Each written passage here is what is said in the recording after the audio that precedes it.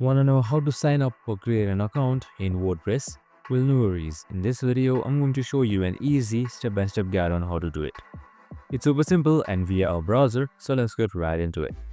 Now first up, simply open up your favorite browser and type in wordpress.com in the URL. This will direct you to its official website of WordPress. Now once you're there, on the top right here you can see login, and right beside login you can see get started. Just simply select get started.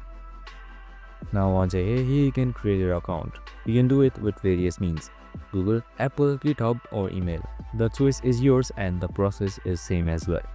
Now I'll just go for continue with Google for now.